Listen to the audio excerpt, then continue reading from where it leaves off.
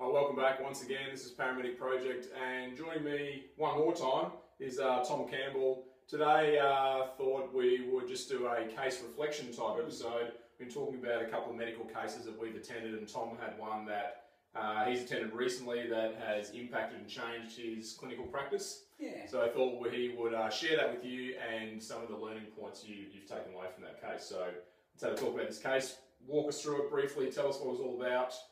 Yeah.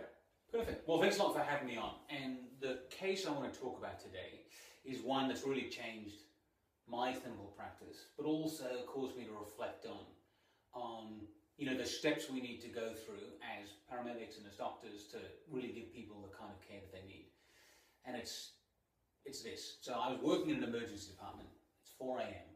and a gentleman's brought in by the ambulance service with really non-typical sounding chest pain. So he describes it as being migratory, so it's moving around, and he can point at where it is with one finger, and he has episodes of pins and needles in his armpit at that time. But it's woken him up at 4 a.m. Okay. and he's worried enough to call the ambulance.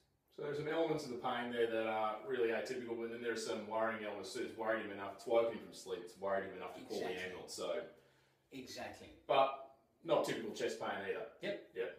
And he's got an ECG that's been brought in by the ambulance that's completely within normal limits. We do an ECG on presentation. Again, totally fine. And the story is that he has seen his GP for similar kinds of pain over the last couple of days. It's been investigated quite thoroughly, and everything's been normal. And he's got an appointment with a cardiologist for follow-up next week.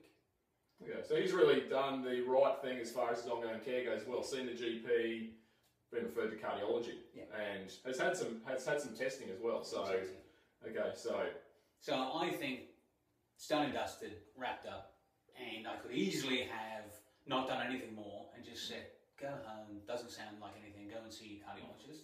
we think maybe at this stage, angina, stable angina. Yeah. Maybe. It doesn't even sound like an ischemic heart condition. I mean, it sounds... Pain doesn't sound ischemic, but he's had these episodes. He's had an exercise stress test. Yep, it's been negative. Okay, sure. But he's in here now, and we all know that to exclude an acute coronary syndrome, we need to exclude 2 out of the 3 potential markers. And so what we talk about here is cardiac sounding chest pain, ECGs, and blood tests. Yep. And when someone's brought in with chest pain that's woken them from sleep and they've worried enough to call an ambulance, you have to think about cardiac causes. You're kind of committed to that path. You kind of have to tick that cardiac chest pain box, even though his exact symptoms don't really sound cardiac. Yeah. But once the thoughts entered your head, you have to trust your intuition and your suspicions as well. Okay. And so I said, we'll do some blood tests, sir, and then we'll get you out of here in the morning. And I said, if he has any more pain, let's just do another ECG while he has pain. And then I walked off thinking my job was done. It's 4 a.m. I went to make a cup of coffee for the person I was working with and I came back, and the nurse was walking out with a tombstone ECG. Tombstone ST segment elevation. That's right. Okay. ST elevation across all the leads. It was really quite spectacular.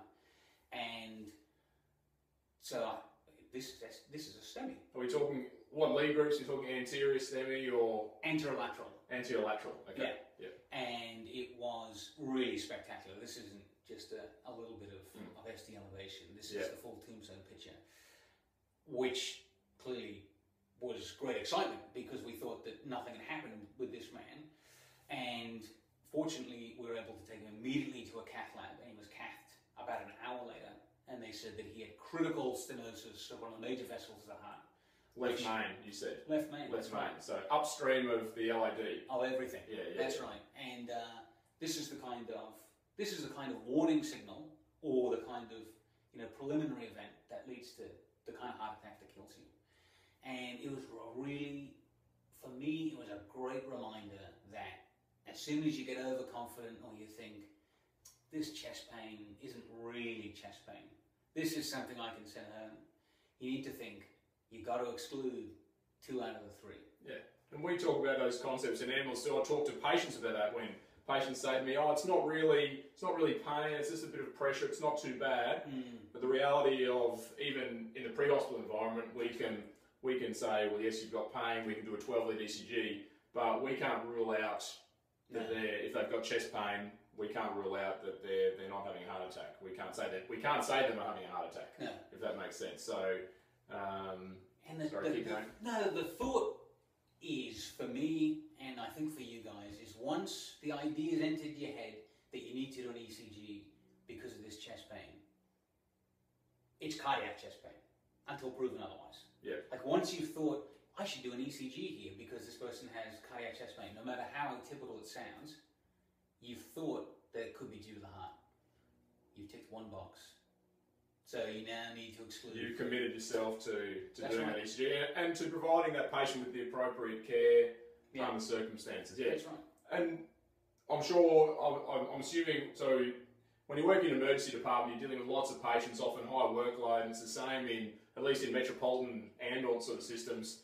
You're seeing a lot of low acuity work, but a high workload of low acuity work, and the last thing sometimes you want to do at 4 a.m. is get someone to take their shirt off to get a 12 lead on them when this chest pain sounding really non-specific. Yeah. But as you said, you got to pay that thought some kudos and really trust your gut instincts that you've thought it all that it's chest pain. We have to commit. Yeah.